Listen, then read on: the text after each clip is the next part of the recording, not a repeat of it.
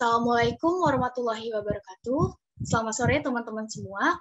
Saya ucapkan terima kasih banyak untuk teman-teman yang hari ini udah meluangkan waktunya untuk hadir di acara Ngopi, Ngobrol Perkara Ilmiah.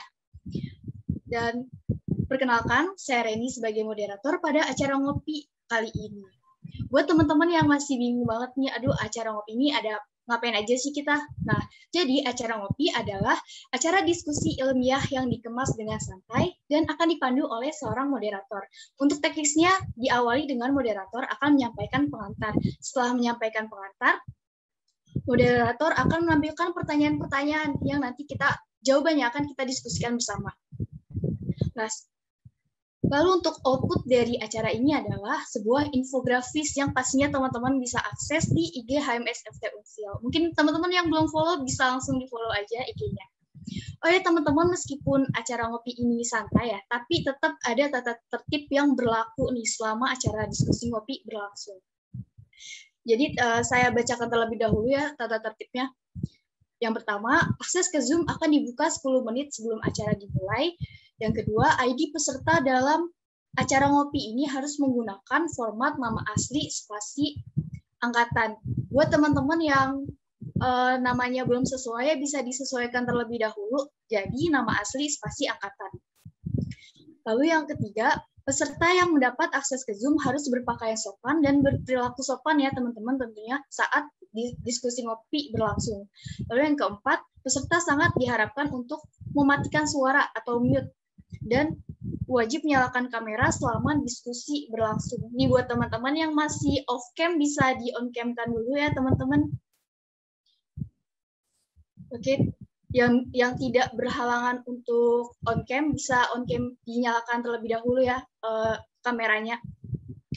Lalu yang kelima, semua peserta yang mengikuti diskusi ngopi via Zoom dapat mengajukan pendapat atau argumennya dengan cara klik raise hand. Lalu moderator akan mempersilahkan untuk berbicara.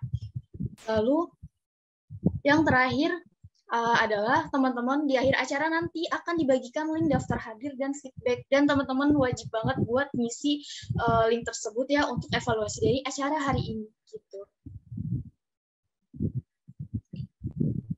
Oke teman-teman, tanpa berlama-lama kita langsung mulai aja ke pengantarnya.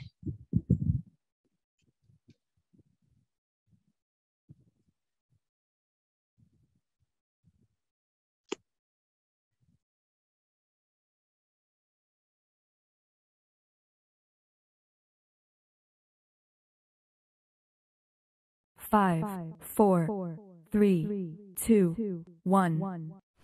Jalan tol di Indonesia seakan tak ramah bagi pengendara. Bahwa jalan tol di Indonesia tidak aman. Apa perbedaan sebenarnya tol di Indonesia dengan tol di luar negeri? Belajar dari kecelakaan yang menewaskan Vanessa dan Bibi. Tahu nggak? Ternyata jalan tol di Indonesia tidak aman. Lantas, adakah yang salah dalam konstruksi jalan tol di tanah air? Bagaimana sebaiknya berkendara di jalur bebas hambatan? Ada dua faktor yang menyebabkan jalan tol di Indonesia tidak aman. Sebaik apapun penilaian keamanan kendaraan, bukan jaminan selamat dari maut.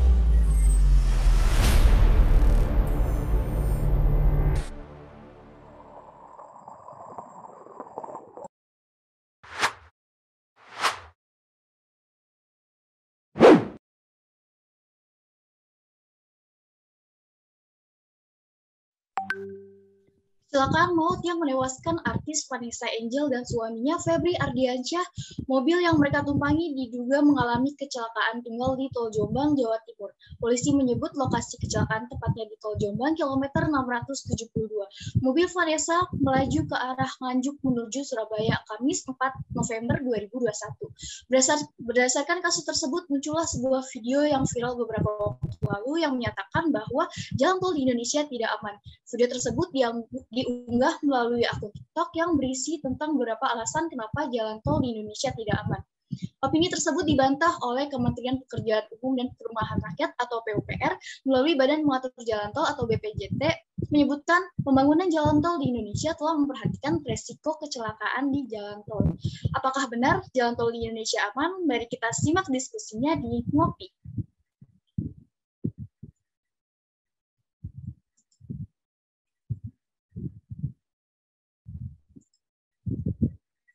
Oke, untuk pertanyaan yang pertama, untuk mencegah kecelakaan saat berkendara di jalan tol, tentunya kita harus mengetahui nih apa aja sih faktor-faktor yang dapat menyebabkan kecelakaan yang terjadi di jalan tol agar kita bisa menghindari faktor-faktor tersebut. Nah, untuk yang pertanyaan pertama, apa saja faktor-faktor yang menyebabkan kecelakaan di jalan tol? Untuk teman-teman yang udah punya argumen atau pendapat yang mau disampaikan, bisa langsung saja klik raise hand, nanti saya akan mempersilakan untuk berbicara.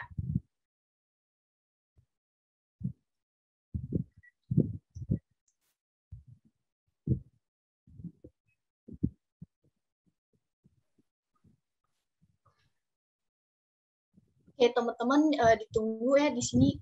Kalau misalnya kalian punya nih pendapat atau argumen tentang faktor-faktor apa aja yang menyebabkan kecelakaan di jalan tol, kalian bisa langsung klik raise hand aja ya, teman-teman. Dan bisa langsung on cam juga.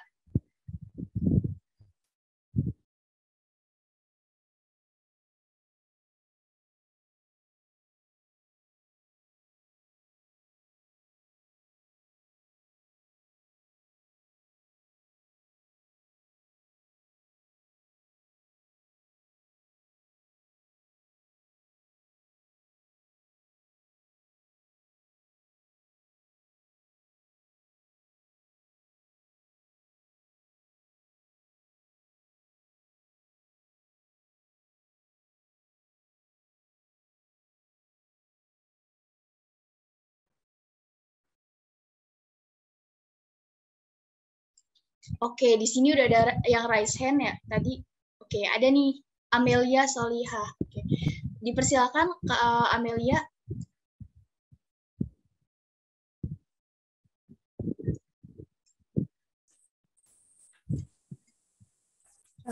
Terima kasih Teh karena telah mempersilakan. Ya. Silakan saya untuk menjawab pertanyaan ini. Izin menjawab sebelumnya Teh, boleh share screen? Oh, boleh, boleh.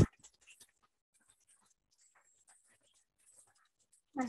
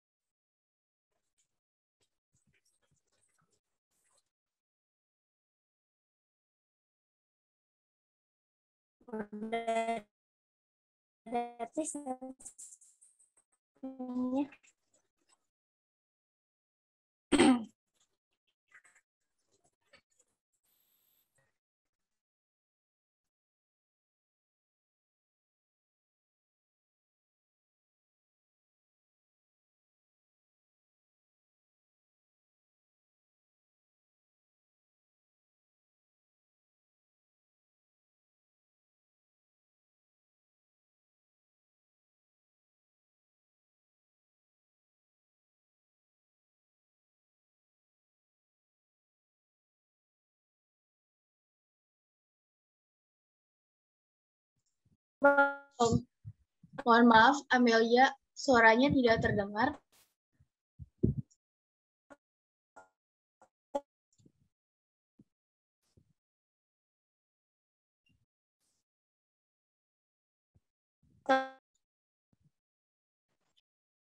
Oke, mungkin lagi ada kendala jaringan ya, Amelia. Mungkin teman-teman yang lain yang punya pendapat nih tentang faktor-faktor yang menyebabkan kecelakaan di jalan tol, bisa klik raise hand, lalu saya akan mempersilakan untuk berbicara ya, teman-teman.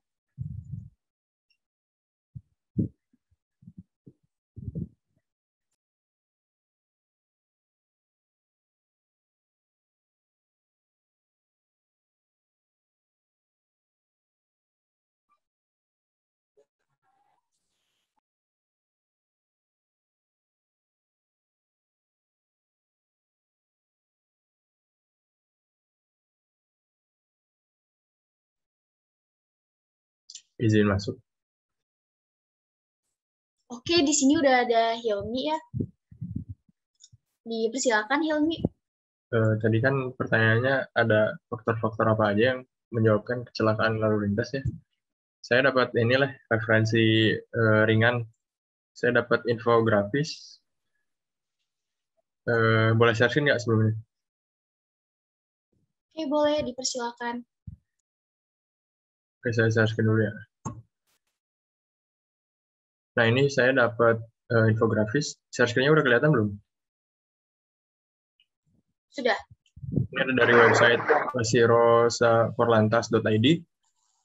Di sini ada infografis di mana ada 3 faktor ya dari kecelakaan, faktor terbesar nih lebih tepatnya. Yang pertama itu ada 61% itu terkait karena faktor manusia, karena ulah kita sendiri gitu. Jadi kayak kita berkendaranya ugal-ugalan atau mungkin si kendaraan enggak dicek secara rutin. Kita ngendarainya dengan kecepatan yang melebihi yang seharusnya direncanakan. Terus yang 9% ini dari faktor kendaraan. Mungkin si kendaraannya itu misalkan bannya udah haus, udah gundul, tapi masih dipakai. Terus yang 30% ini ada disebabkan oleh faktor prasarana dan lingkungan. Terus ada lagi infografis dari website yang sama nih. Beda ini doang, beda sumber. Ini dari Departemen Perhubungan. Yang ini dari aplikasi ergonomi, dari website yang sama, versi rosakorlantas.id. Jadi di sini ada 5 faktor nih. Yang pertama manusia. Faktor manusia ini menyebabkan kecelakaan lalu lintas sebesar 65,67%. Terus yang kedua ada prasarana jalan sebesar 12,8%. Terus ada kelaikan jalan sebesar 10,47%. Terus ada kelaikan kendaraan 9,78%. Terus ada faktor alam. Ini faktor alam tuh kayak hujan, cuacanya bagus atau enggak, kayak gitu sih. Mungkin ada teman-teman yang mau nambahin? Itu dulu dari saya. Oke, terima kasih Hilmi. Mungkin di sini ada yang lagi yang mau nambahin nih penjelasannya nih yang tadi disebutkan sama Hilmi ya tentang faktor-faktor apa aja sih yang menyebabkan kecelakaan di jalan tol.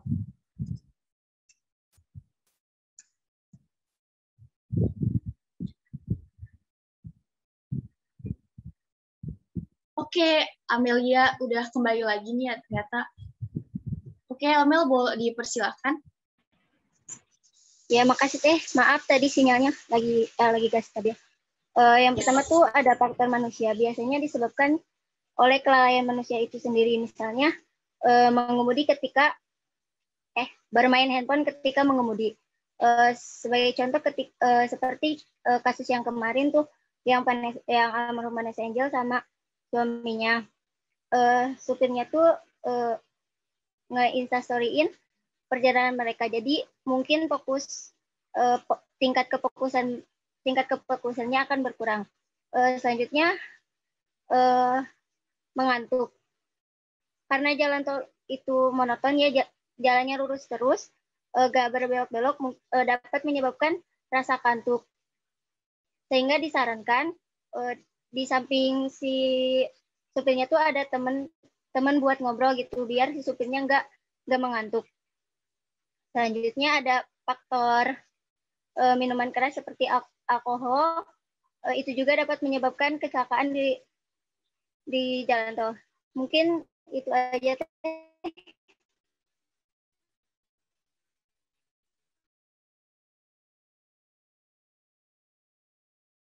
Oke, terima kasih Amelia sudah menambahkan ya. Oke, di sini ada lagi nih yang raise hand, yakni Putri Agustina. Dipersilakan untuk langsung on mic aja, oke? Assalamualaikum warahmatullahi wabarakatuh. Saya izin masuk.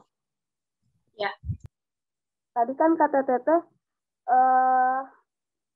faktor yang menyebabkan kecelakaan di jalan tol ya Teh? Ya. Nah, dulu pernah sempat viral ya Teh di TikTok. Aku lihat di IG bahwa jalan tol di Indonesia itu terbuat dari beton sehingga si mobil teh mudah tergelincir sehingga si mobil mudah tergelincir. Faktor yang kedua itu jalan tol di Indonesia itu ada pembatasnya ya Teh, sehingga jika rem belum itu langsung nabrak. Seharusnya kata di TikTok itu harus ada rumput-rumput di tengah-tengahnya itu minimal 2,5 meter kalau nggak salah Teh. Sekian Teh. Oke, makasih banyak nih buat Yani Putri ya yang kasih tahu tentang kasus yang baru-baru ini terjadi.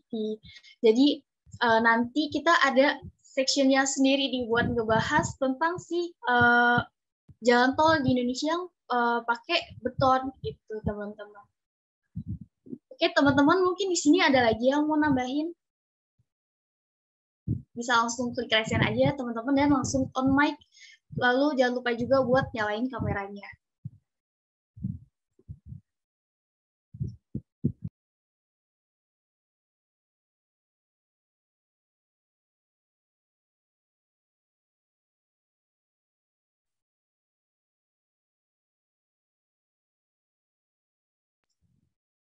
Oke, teman-teman. Mungkin cukup ya, gak ada lagi yang mau nambahin, jadi mau langsung saya simpulkan saja. Untuk pertanyaan nomor 1 nih, tentang apa saja faktor-faktor yang menyebabkan kecelakaan di jalan tol. Oke, yang pertama yaitu faktor pengemudi. Nah, jadi faktor pengemudi ini misalnya adalah pengemudi mengantuk, tidak fokus, atau kelelahan, lalu menyetirnya di bawah obat-obatan, atau bahkan di bawah pengaruh alkohol. Atau bisa juga melihat gawai baik handphone maupun tablet.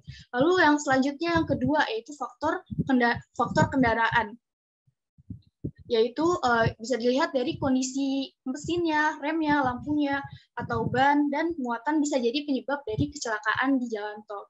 Lalu selanjutnya yaitu ada faktor cuaca. Jadi faktor cuaca itu misalnya adalah seperti kondisi hujan, kabut, asap. Nah, itu bisa mempengaruhi pandangan si pengemudi saat berkendara di jalan tol.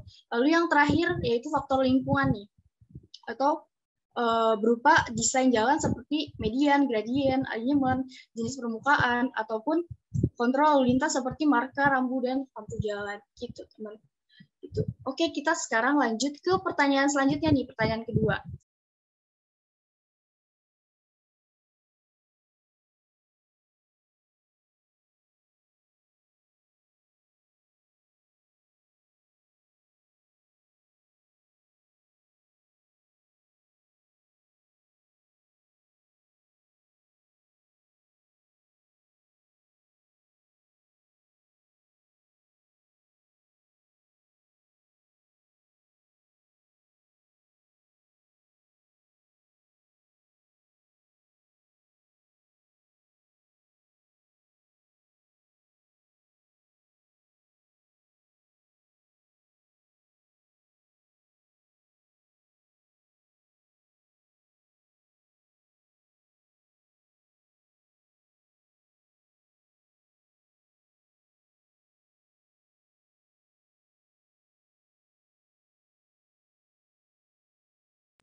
Nah, untuk yang kedua nih, sebagai mahasiswa teknik sipil kita wajib banget nih buat tahu syarat-syarat apa aja sih yang jalan tol yang aman agar meminimalisir kecelakaan yang terjadi di jalan tol. Dan kita juga bisa turut andil dalam melaporkan kepada pihak yang berwajib jika menemukan jalan tol yang tidak memenuhi syarat.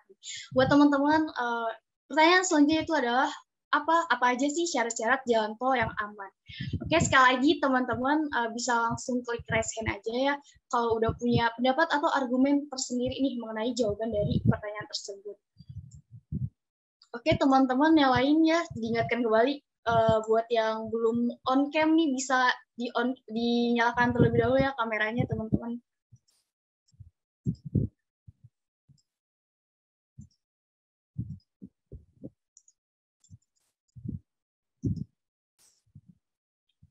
Oke, di sini udah ada Farika Haulani. Oke, Farika dipersilakan ya. Izin jawab ya, Teh. Izin share screen juga. Oke.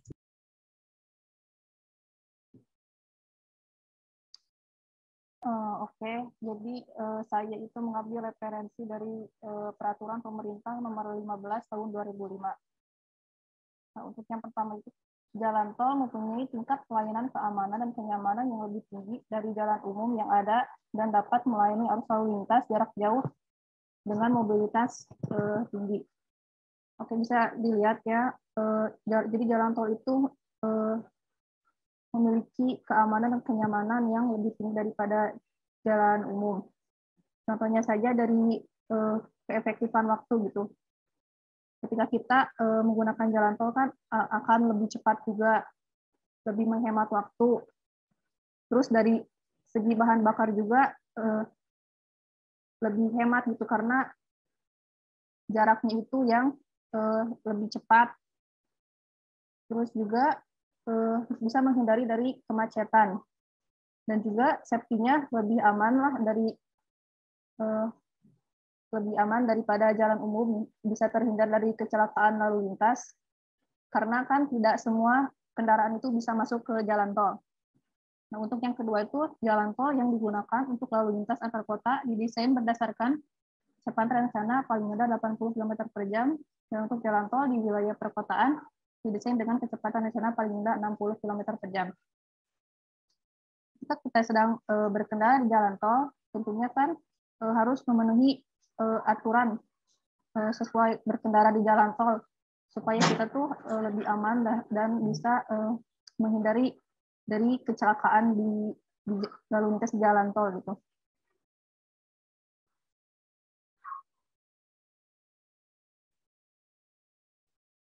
Jadi setiap aturan kan pasti memiliki tujuan yang baik gitu. Tentunya untuk menjaga agar lebih aman dan tidak terjadi kecelakaan gitu.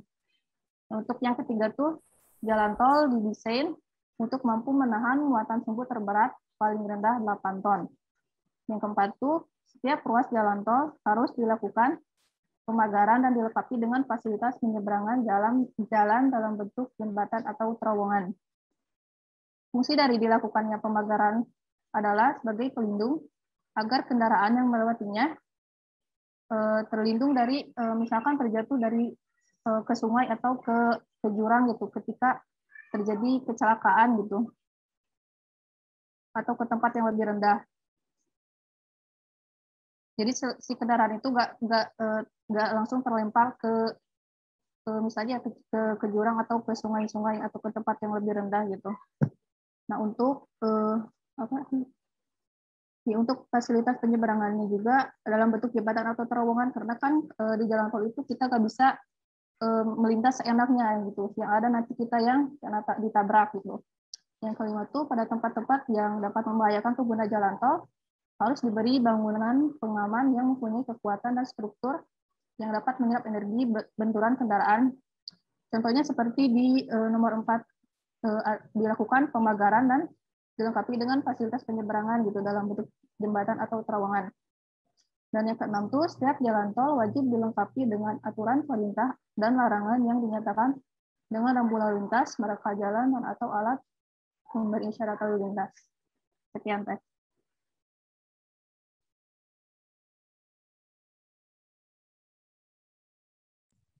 Oke, terima kasih nih Farika sudah mau berbagi sama kita nih pandangannya mengenai syarat-syarat jalan tol yang aman. Oke, teman-teman yang lain mungkin punya pendapat lain atau argumen lain atau ada yang ingin ditambahkan dari Farika, dari yang sudah Farika jabarkan gitu, teman-teman. Bisa langsung klik raise hand aja ya, teman-teman. Oh ya, diingatkan kembali ya teman-teman yang tidak berhalangan untuk on cam bisa dinyalakan kameranya.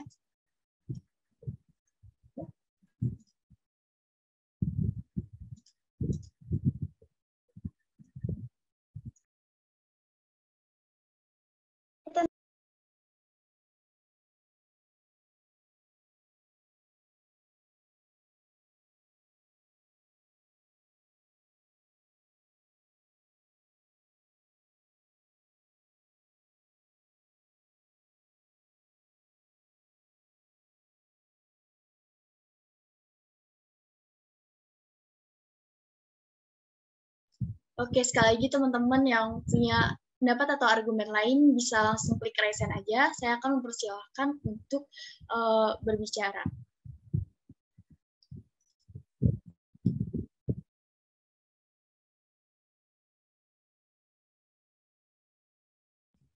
Oke, mungkin langsung saya simpulkan aja ya. Jadi apa saja syarat-syarat jalan tol yang aman di sini ada 7 poin nih. Yang pertama, jalan tol mempunyai tingkat pelayanan keamanan dan kenyamanan yang lebih tinggi dari jalan umum yang ada dan dapat melayani arus lalu lintas jarak jauh dengan mobilitas tinggi. Lalu yang kedua, jalan tol yang digunakan untuk lalu lintas antar kota didesain berdasarkan kecepatan rencana paling rendah 80 km per jam. Dan untuk jalan tol di wilayah perkotaan didesain dengan kecepatan rencana paling rendah 60 km per jam. Nah, lalu poin yang ketiga yaitu jalan tol didesain untuk mampu menahan muatan sumbu terberat paling rendah 8 ton. Dan yang keempat, setiap ruas jalan tol harus dilakukan pemagaran dan dilengkapi dengan fasilitas penyeberangan jalan dalam bentuk jembatan atau terowongan. Lalu yang kelima yaitu pada tempat-tempat yang dapat membahayakan pengguna jalan tol harus diberi bangunan pengaman yang mempunyai kekuatan dan struktur yang dapat menyerap energi benturan dari kendaraan. Lalu poin yang keenam yaitu setiap jalan tol wajib dilengkapi dengan aturan perintah dan larangan yang dinyatakan dengan rambu lalu lintas, marka jalan dan atau alat pemberi isyarat lalu lintas. Lalu yang ketujuh itu ketentuan sebagaimana dimaksud pada ayat 6 dilaksanakan berdasarkan ketentuan peraturan lalu lintas dan angkutan jalan. Lalu ketentuan persyaratan teknik sebagaimana dimaksud pada ayat 1, 2, 3, 4, dan 5 yang diatur lebih lanjut pada peraturan menteri. Oke, teman-teman. Kita langsung lanjut aja ke pertanyaan yang selanjutnya.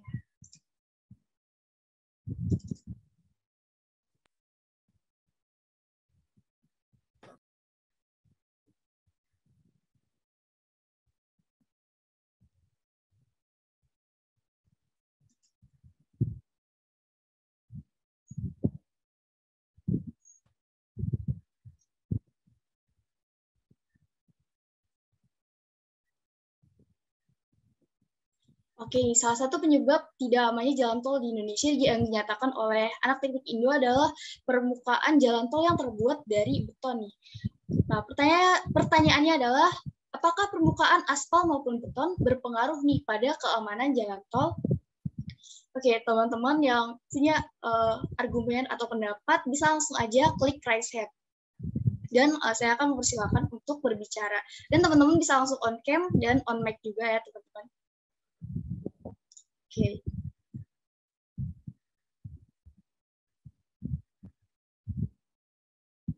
Oke, di sini udah ada Muhammad Arifin. Oke, Arifin dipersilakan untuk berbicara. Ya teh, izin share screen teh. Oke, boleh.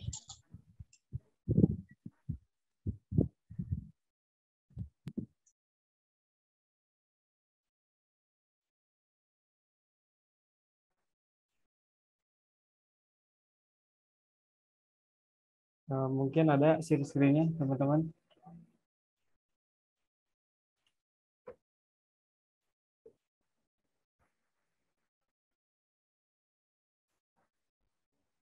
Di sini saya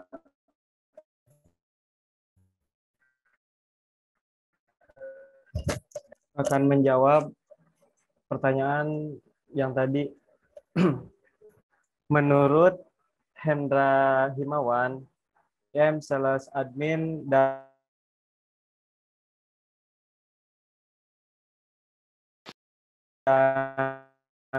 planning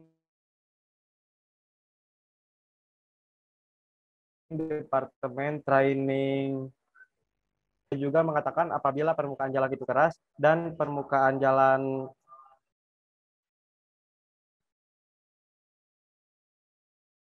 itu lebih keras dapat membuat ban lebih cepat aus dan botak.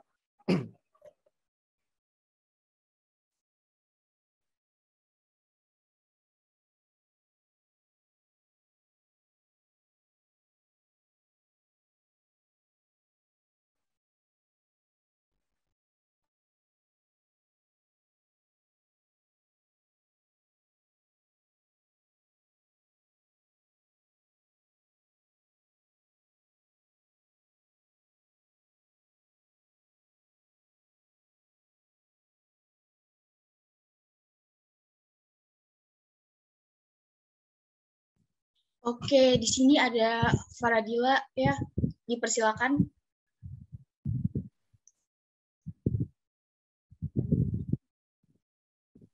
Oke, makasih Reni. Reni sebelumnya minta maaf dulu ya, ini nggak bisa on cam, sebenarnya udah on cam tapi kameranya bermasalah. Ini mau nanggepin yang dari Arifin. Tadi kan kata dia kalau nggak salah permukaan aspal sama beton itu berpengaruh ya terhadap intinya kalau misalnya permukaan aspal sama beton itu berpengaruh terhadap keamanan jalan tersebut ya kan. Nah kalau dari gua sendiri itu kurang setuju sih sama alasannya Arifin gitu. Udah sekian aja, mau ngasih pendapat aja. Makasih.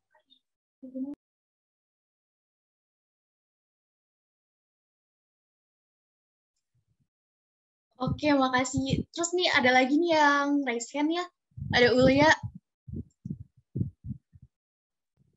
Tes, masuk gak suaranya? Masuk. Mungkin mau nanggepin pendapat dari Dila tadi ya, yang nggak setuju kalau misalnya permukaan aspal sama beton itu nggak berpengaruh. Sebenarnya kan tadi udah disebut juga ya sama si Arifin kalau misalnya beton tuh bikin ban cepat aus karena permukaannya kasar. Nah itu tuh menurut gue juga itu tuh berpengaruh meskipun bukan jadi faktor utama. Nah mau sharing-sharing dikit nih. Sebenarnya permukaan aspal sama beton tuh kita udah belajar di PPJ kan, itu tuh masuknya ke jenis perkerasan jalan. Sebelumnya boleh share screen nggak sih? Oh boleh. Bentar. Nih, mau share screen perbedaan antara perkerasan beton sama aspal. Mana ya?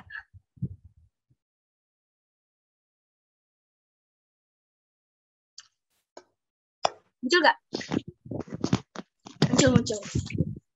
Nah, jadi ini ngutip dari PPT Teknik Sipil UP ya, tentang perencanaan perkerasan jalan. Itu tuh jenis perkerasan tuh sebenarnya itu ada 3. Nih, perkerasan lentur atau flexible pavement yang kita tahu tadi yang permukaannya aspal. Terus ada perkerasan kaku atau rigid pavement yang beton. Kenapa dibilang kaku? Karena dia itu jenis pengikatnya semen yang sifatnya itu kaku. Nah, sedangkan untuk yang lentur karena pengikatnya itu aspal yang memiliki sifat lebih lentur. Terus yang ketiga ada jenis perkerasan komposit. Nah, kalau dilihat dari perbedaan strukturnya, kalau yang perkerasan lentur atau yang aspal itu kayak gini nih. Yang paling bawahnya ada tanah dasar, terus ininya ada lapis pondasi bawah, lapis pondasi atas, terus baru lapis permukaannya.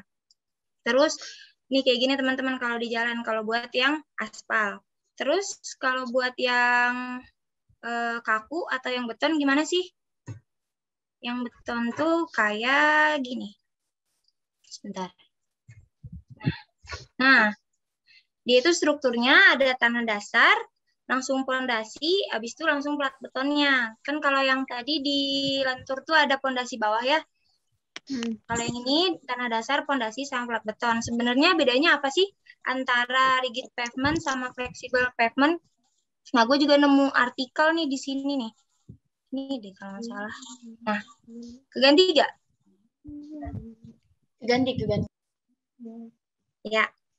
Jadi di sini tuh dibacain kalau dikasih tahu kalau misalnya bahan pengikat untuk membuat perkerasan kaku berupa semen kayak yang tadi udah diomongin, kalau perkerasan lentur itu pakai aspal.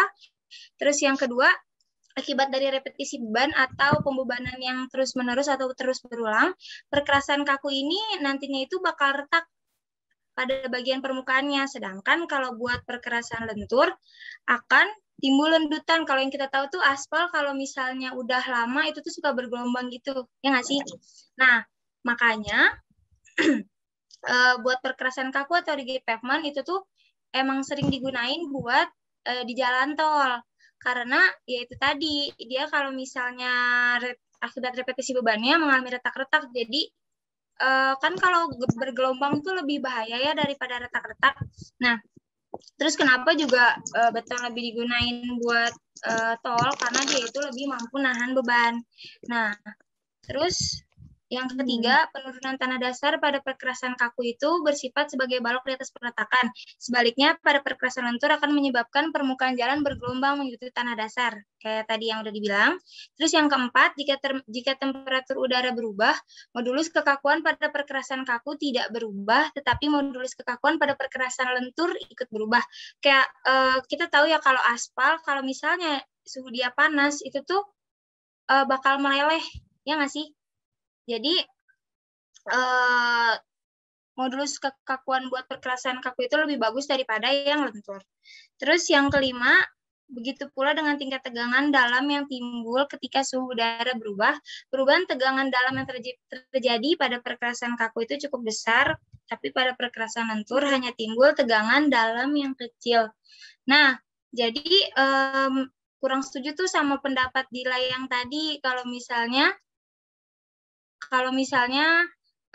permukaan itu nggak ngaruh sama keamanan. Sebenarnya ngaruh, karena tadi kan yang udah dikasih tahu sama Arifin di awal tadi, kalau misalnya emang beton tuh bikin ban tuh cepet aus. Cuman kalau yang tadi ada yang nanya, yang dari siapa sih yang pertama tuh? Yani ya? Iya nggak sih? Iya, Yani. Nah, itu kan bilang kalau misalnya pakai yang beton tuh mudah tergelincir. Ya nggak sih? Tadi ada kata-kata kayak gitu. Nah, itu tuh tergelincirnya itu bukan karena licin, tapi karena emang permukaan beton tuh bikin ban cepet aus. Tapi itu balik lagi ke yang punya mobilnya sih, yang punya kendaraannya, gimana dia ngerawat mesinnya, ngerawat bannya. Jadi sebelum jalan emang harus dicek sendiri sih, maksudnya ban itu udah gundul atau belum gitu. Jadi menurut saya mah berpengaruh. Makasih. Tapi nggak jadi yang utama itulah. Makasih. Oke, makasih banyak nih Ulya. Di sini ada lagi nih yang mau nambahin. Tadi Hilmi dulu ya yang raisen. Oke. Kalau ada Hilmi dipersilakan. Tadi sok Dila aja dulu.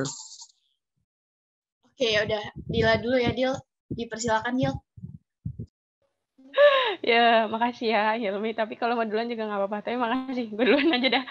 Soalnya tadi udah habis nanggepin gue ya.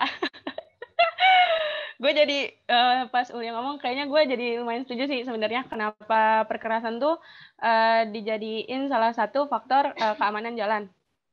Kalau misalnya berarti gini ya, Le, permukaan jalan itu berpengaruh sebenarnya terhadap faktor keamanan, tapi dalam catatan dia itu dalam kondisi tidak layak atau nggak normal, bener nggak? Ya nggak sih? Ya gitu aja. Oke. Nah, buat nambahin, Hilmi udah mau ngomong sekarang belum? Gue dulu ya. Nah,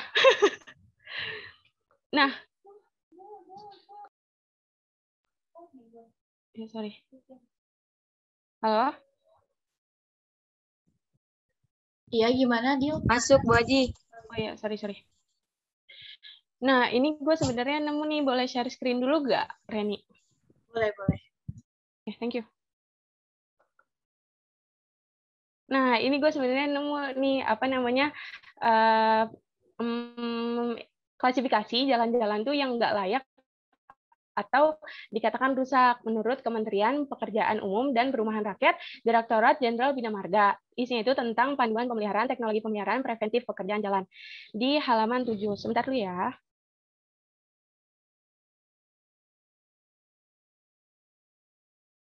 Nah, di halaman 7 ini dijelasin jenis-jenis kerusakan.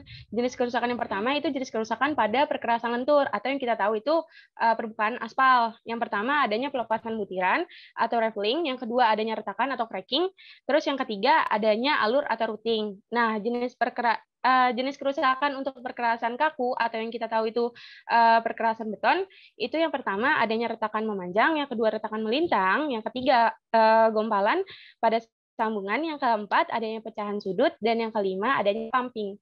Nah, jadi itu sih menurut saya kalau misalnya permukaan jalan itu dijadiin faktor keamanan. Sekian, makasih. Oke, makasih banyak nih Dila, udah ngasih penjelasan nih tentang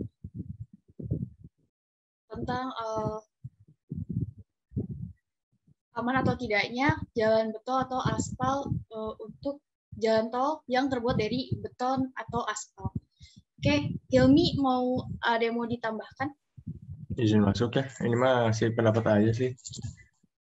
Kan Boleh. kita juga mungkin yang angkatan 19 sudah pada belajar GJR kan, geometrik jalan raya, terus perkerasan jalan, PPJ. Nah kan kita ngerencanain jalan tuh ada step-stepnya, ada petunjuk teknisnya ya. Terus nanti kita nentuin jalannya mau aspal atau beton itu tergantung kondisi di lapangannya kayak gimana. Misalkan kita di lapangan kita nguji tanahnya, ternyata dapat CBR nilainya segini. Di STA sekian dapatnya segini. Terus jenis tanahnya kita dapat misalkan tanah keras atau tanah sedang atau tanah lunak ataupun bahkan mungkin dapatnya tanah rawa. Nah, kita itu treatmentnya tuh pasti beda-beda setiap tanahnya itu. Nah, nanti kita bisa nentuin di lapisan terakhirnya tuh, lapisan paling atasnya tuh kita bisa tentuin ini tuh cocoknya dipakai aspal atau beton. Jadi itu tergantung kegunaannya. Kalau kita misalkan pukul rata, mana sih jalan yang lebih aman, aspal atau beton? Itu kayaknya kita nggak bisa milih mana yang lebih aman. Jadi kita itu tuh berdasarkan step-step teknisnya yang kita laluin sebelum-sebelumnya. Jadi kalau misalkan dalam perhitungan geometriknya misalkan nggak aman, kita perhitungan ulang. Kita kan sebagai mahasiswa sipil udah pada tahu lah mungkin.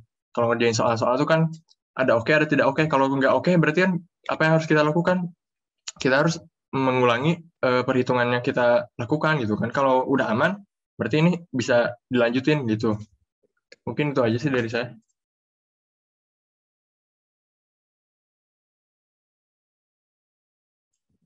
Oke, makasih banyak Hilmi. Mungkin teman-teman di sini ada lagi nih yang mau nambahin.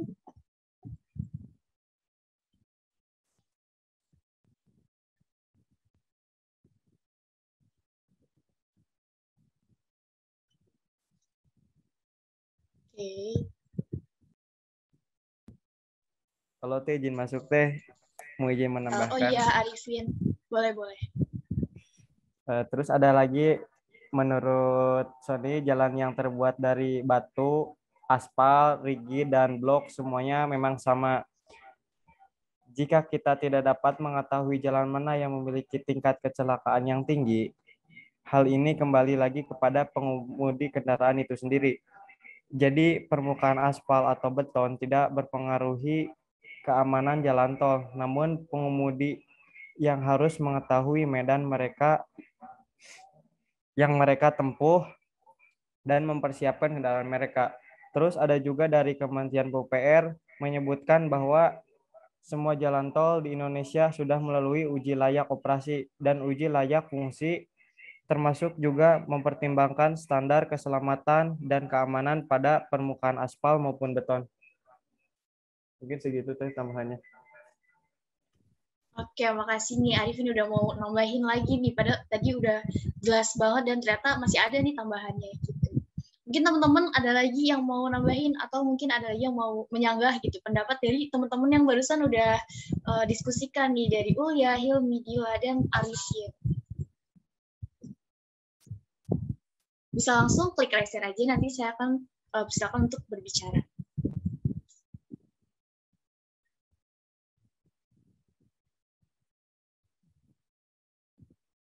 Oke, mungkin langsung saya simpulkan aja dari diskusi teman-teman kita barusan ya. Jadi, apakah permukaan aspal maupun beton berpengaruh pada keamanan jalan tol? Jadi, jawabannya adalah berpengaruh, tetapi bukan faktor dominan. Nah, beton memang lebih keras, sedangkan aspal lunak dan halus. Ia juga permukaan jalan beton dapat membuat ban lebih cepat aus atau botak.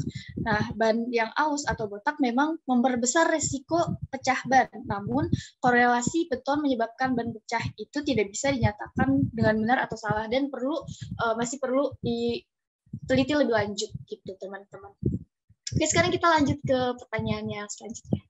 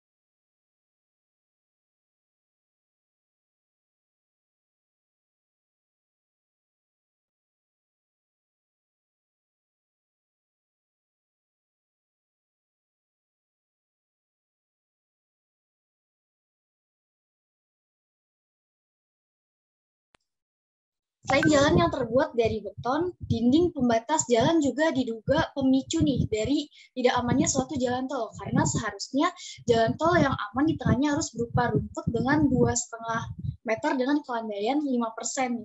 Nah, pertanyaannya adalah apakah dengan adanya dinding pembatas jalan atau road barrier yang tebal dan kokoh membuat jalan tol tidak aman? Oke, teman-teman bisa langsung klik resen aja yang udah punya pendapat nih atau pandangan tersendiri ini mengenai pertanyaan ini. Bisa langsung klik resen dan jangan lupa on cam juga ya teman-teman dan on mic ketika sudah saya persilakan untuk berbicara.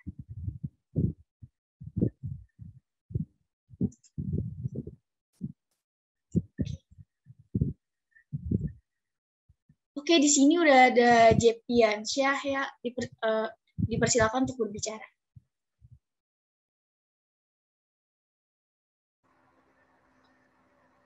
Bismillah, Assalamualaikum warahmatullahi wabarakatuh.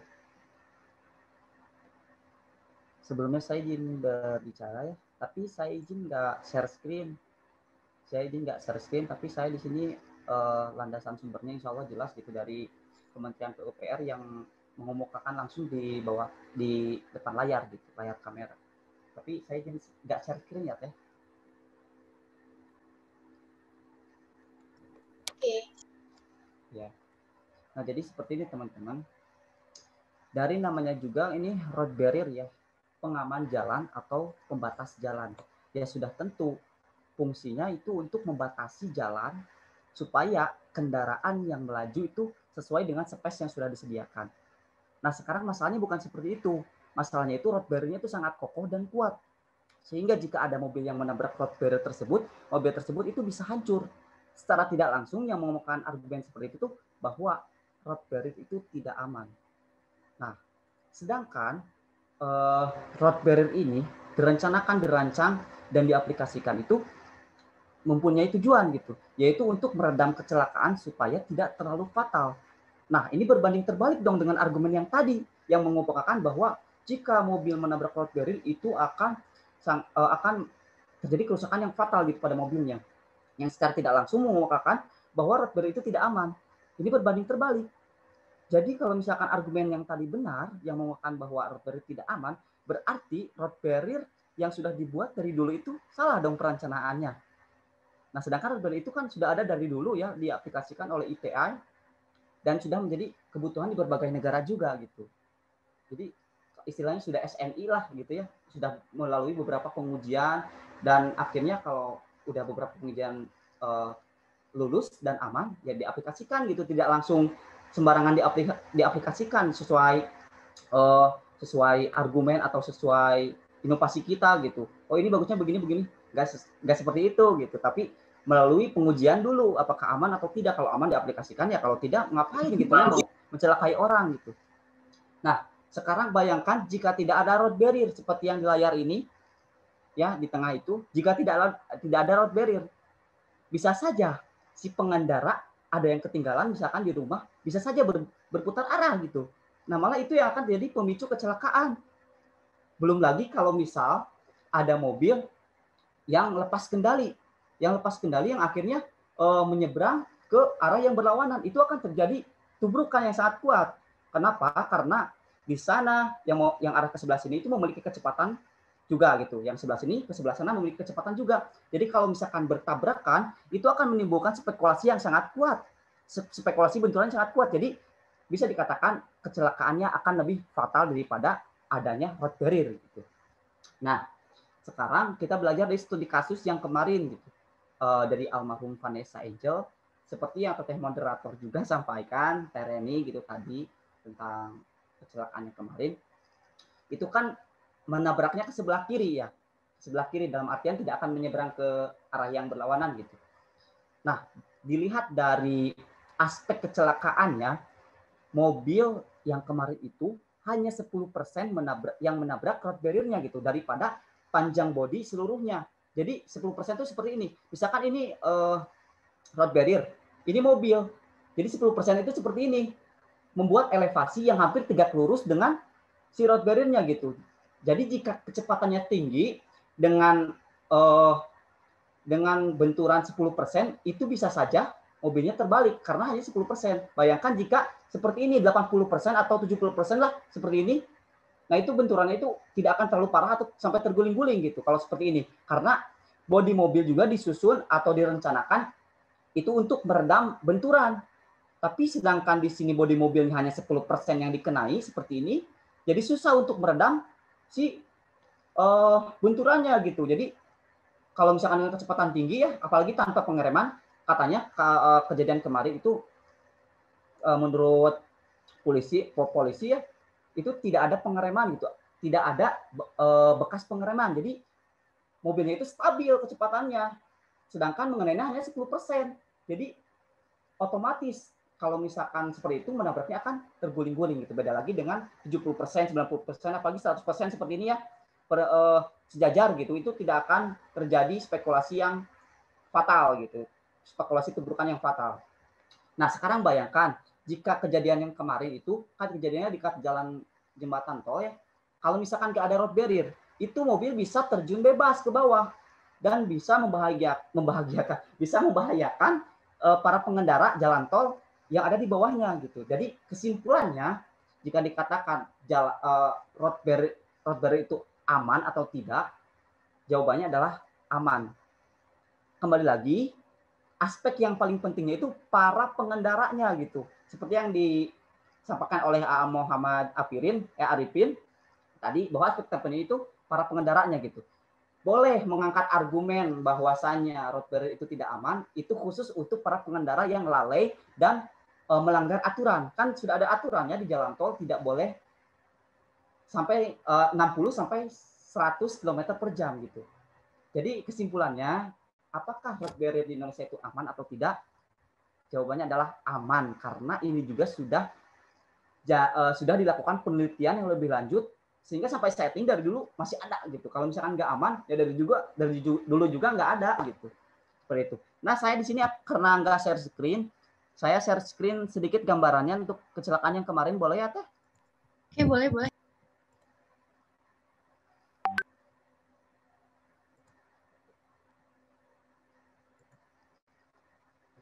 Udah ada Teh? Udah.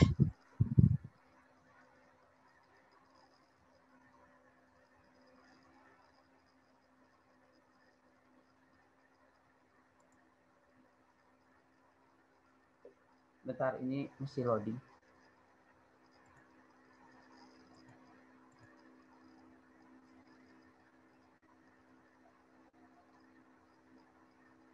Nah, tuh, ini tuh kecelakaannya seperti itu. 10% daripada bodi mobilnya. Jadi si mobil itu sulit untuk meredam benturannya gitu. Jadi dengan kecepatan yang tinggi, terus hanya 10% yang mengenai road barrier, itu mobilnya bisa terbalik sampai seperti itu. Seperti itu. Kalau misalkan nggak ada road barrier, ya terjun bebas gitu. Udah sih seperti itu singkatnya.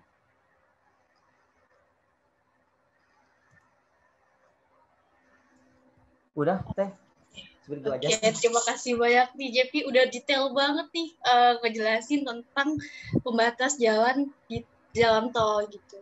Mungkin teman-teman di sini ada yang mau nambahin, mungkin berbagi pengalamannya juga gitu tentang pembatas jalan tol yang ada, pembatas jalan tol. Oke, teman-teman, ada lagi yang mau nambahin?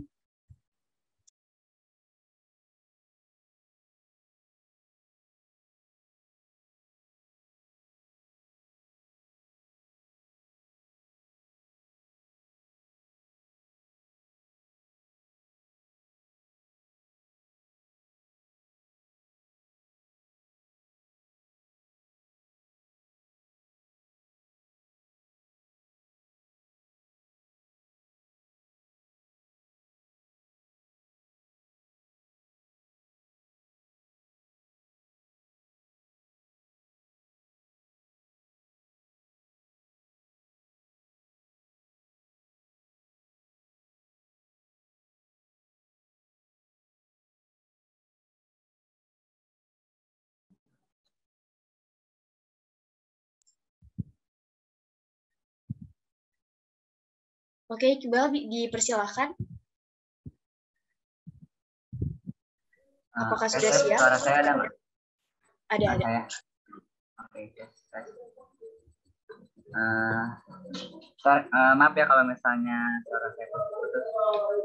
Saya izin nambahin aja ya yang tadi Pak Devi bilang ya, bahwa Raspberry itu dibuat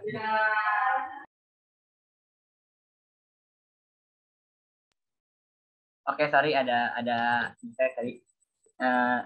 Saya setuju nih sama Bapak Jeff ini, bahwasanya tadi itu Raspberry itu dibuat ya bukan tanpa tujuan ya, karena memang Raspberry itu buat ngamanin. Oke, misalnya kita dapat nih pendapat, boleh saya screen nggak? Boleh ya? Boleh. Kelihatan nggak? Kelihatan ya? Udah. Oke nih, kita ada pendapat nih bahwasanya Raspberry itu tidak aman. Nah, mana tadi itu? Sorry, bentar. Mana ya? Ih, salah berita, maaf. Mana ya? Maaf. Nah, ini nih, sorry, salah berita. Nah, ada pendapat nih bahwasanya Raspberry itu nggak aman, harusnya tuh pakai yang tadi berapa? Ruang terbuka hijau yang bentar ya, gue lupa, sorry.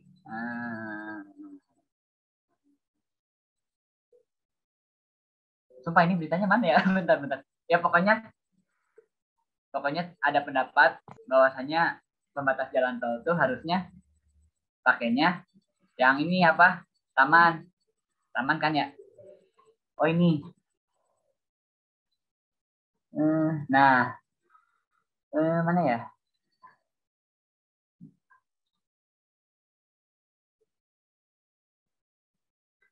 Nah, pokoknya harus ada taman di tengahnya kan, biar kalau misalnya ada kecelakaan itu tuh bakal ke ruang terbuka hijau yang dengan panjang 2,5 meter dengan elevasi 5 cm ya tadi kalau nggak salah. Tapi gini, kan di jalan tol tuh kecepatannya tinggi ya, otomatis ketika terjadi oleng atau pecah ban itu tuh bakal sulit terkendali. Nah, kalau buat jalan-jalan kalau teman-teman belajar ya, atau mungkin teman-teman suka baca berita tentang adanya jalur darurat. Nah, mungkin teman-teman bisa lihat ya, jalur darurat kayak gini. Biasanya jalur darurat ini tuh digunain buat jalan yang diperkirakan di pengendara apa ya, kayak ke remblong atau bisa kecelakaan, pokoknya nggak kekontrol lah. Nanti si mobil itu nggak bakal ngelanjutin perjalanannya, dia bakal masuk ke jalur darurat agar mobilnya berhenti. Nah, jalur darurat juga dia nggak cuma rumput doang gitu, dia tuh ada agregat yang ditimbun kayak gini nih. Kalau ada di daerah saya juga ada di Subang, ya mungkin teman-teman lihat ya, kalau di Subang beritanya yang malah disalahgunakan. Nah, itu tuh dia bisa pakai batu atau bisa ada juga yang pakai pasir, tergantung kecepatan rencananya. Dan jalur darurat juga diperuntukkan untuk mobil dengan kendaraan yang kecepatannya juga tidak terlalu tinggi. Contohnya di Subang. Di Subang kalau teman-teman dari Bandung nih ke arah dari Tangkuban Perahu lah turun ke Subang. Mungkin teman-teman di sini juga udah pernah ke Tangkuban Perahu ya. Pasti teman-teman bakal lihat jalur yang ini. Nah, yang kayak gini. Ini juga diperuntukkan untuk remnya belum, tapi dengan catatan kecepatan teman-teman juga dibatasin, karena di sini juga ada papan peringatan nih, hati-hati pedunan kan. Nah, berarti kita simpulkan nih bahwa dengan kecepatan rendah pun jalur darurat itu tidak sesederhana itu teman-teman. Makanya saya pengen ngebantah dengan adanya pembatas antar jalur dengan ruang terbuka hijau itu bisa membuat aman, itu agak kurang tepat teman-teman, karena jalur darurat itu tidak seperti itu. Jalur darurat itu yang bahkan untuk kecepatan rendah, direncanakan untuk kecepatan rendah tuh biasanya ya seperti ini. Ada gundukan-gundukan sehingga mobil itu tertahan. Oke. Benar kata, terus mau nyambung juga ya, kata Jepi, benar juga soal road barrier. Kenapa sih dipakai road barrier? Ya karena agar meminimalisir resiko kecelakaan. Karena kita bahas teknis ya. Saya pernah, bukan saya sih, keluarga saya lah, ayah saya pernah mengalami kecelakaan. Kelihatan nggak di sini saya mau buka foto?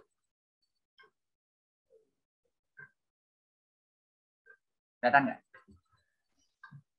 Enggak. Sekarang kelihatan nggak?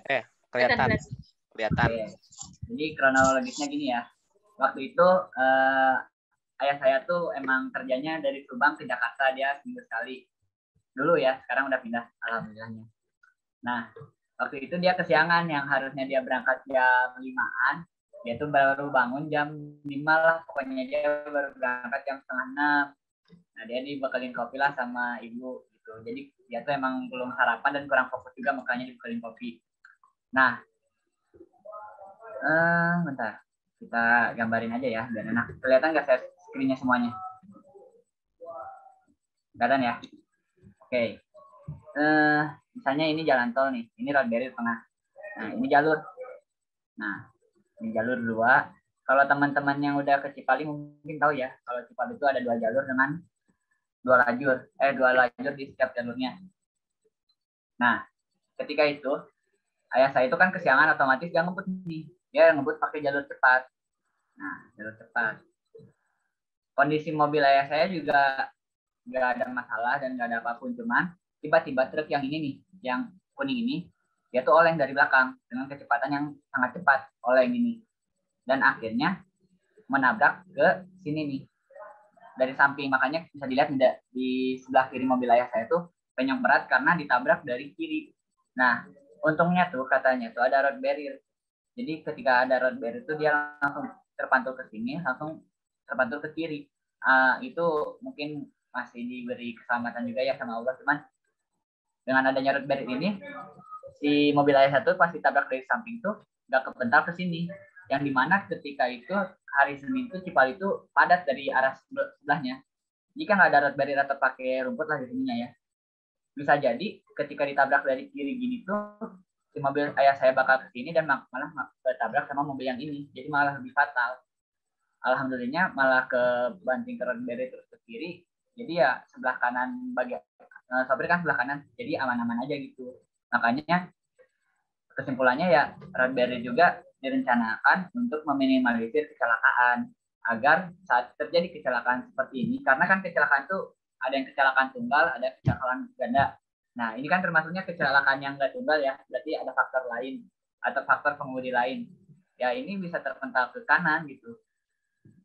Jadi ya, teman-teman harus, kesimpulannya ya teman-teman harus kenal dulu kalau memang argumennya tentang rumput itu bisa meredam kecepatan saat mengebut, itu bukan, saya nggak berani mengatakan salah ya, cuman itu kurang tepat aja karena jalur darurat itu sendiri punya standarnya tersendiri gitu. Bahkan untuk kecepatan yang rendah pun tadi teman-teman lihat itu strukturnya ya seperti itu.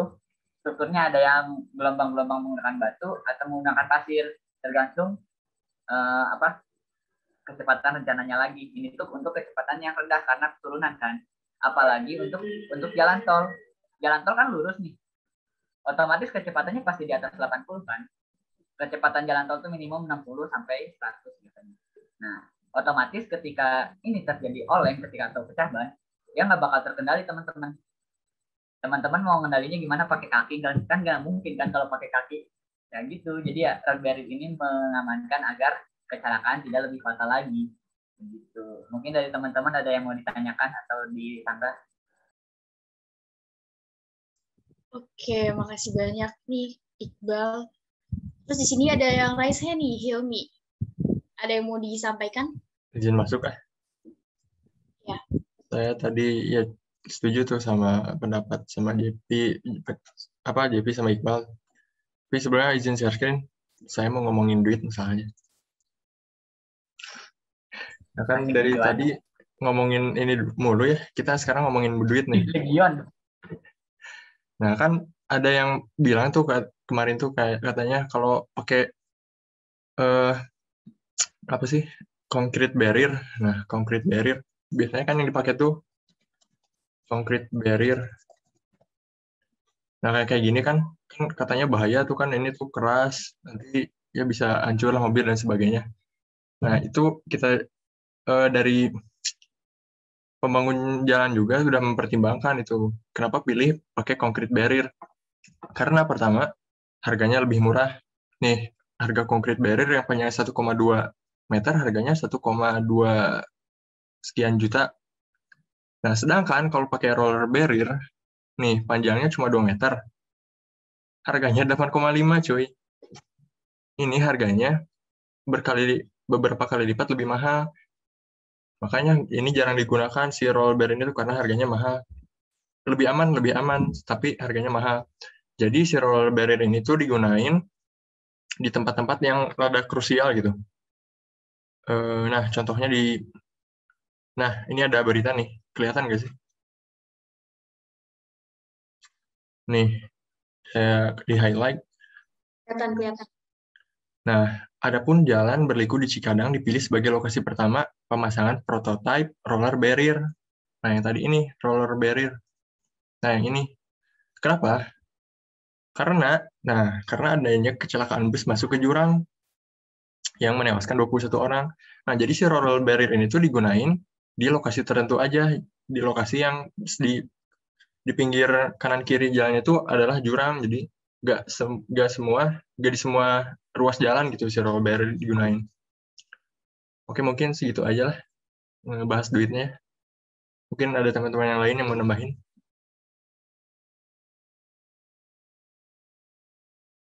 Oke, makasih banyak nih Hilmi atas tambahannya ya. Oh ya, di sini ada yang ngirim gambar ya. Tuh bagus, Jody. Apakah ada yang mau disampaikan?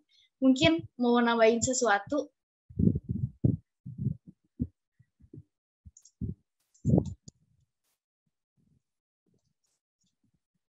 Itu tuh bagus, Noval.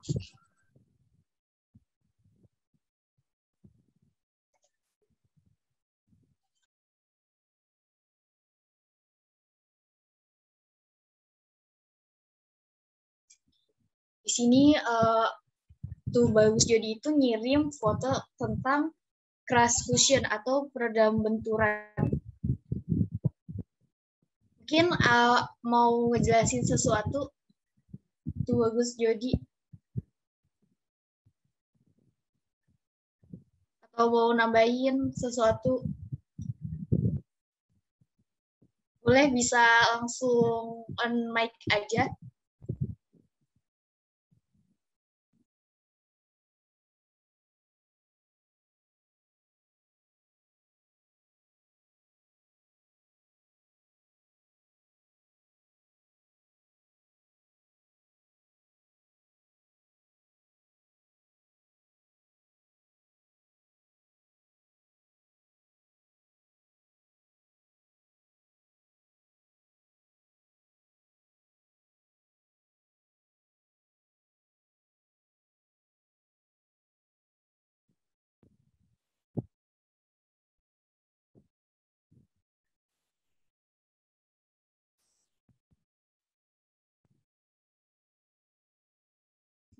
Oke, mungkin terkendala jaringan kali ya, jadi nggak bisa join ya sama kita diskusi sama-sama.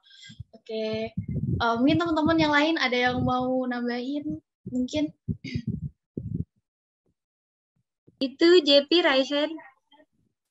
Gimana JP, masih mau nambahin? Enggak, Raisen yang tadi mungkin. Si Raisen.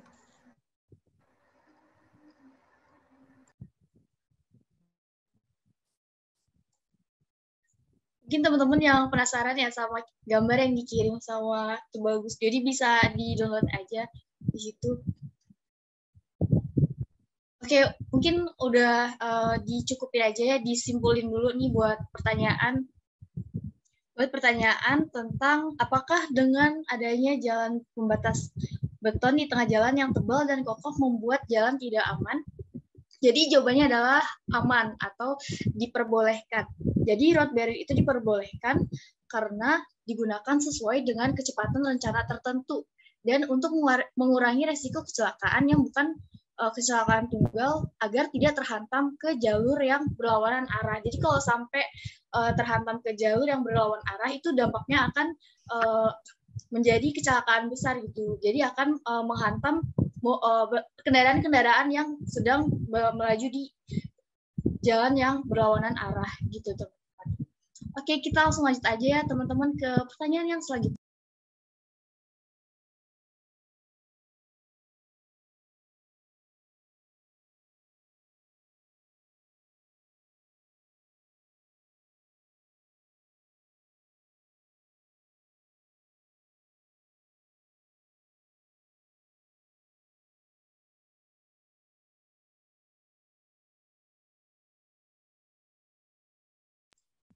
Oke, penting banget nih buat kita semua buat mengetahui cara berkendara yang aman di jalan tol agar selamat sampai tujuan. Nah, jadi untuk pertanyaan yang selanjutnya itu bagaimana cara berkendara yang aman di jalan tol? Oke, teman-teman bisa langsung klik raise hand aja atau bisa langsung on mic aja nih teman-teman yang udah punya pendapat atau argumen tentang bagaimana cara berkendara yang aman di jalan tol. Oke, teman-teman, ditunggu ya teman-teman. Oke, diingatkan kembali untuk yang belum on cam ya bisa dinyalakan kameranya yang tidak berhalangan.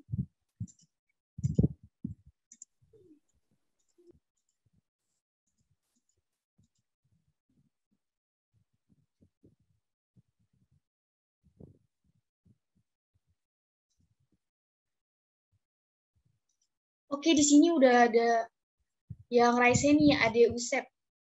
Ade Usep dipersilakan untuk berbicara. Izin masuk ya, Teh? Apakah boleh share screen, Teh? Boleh, boleh.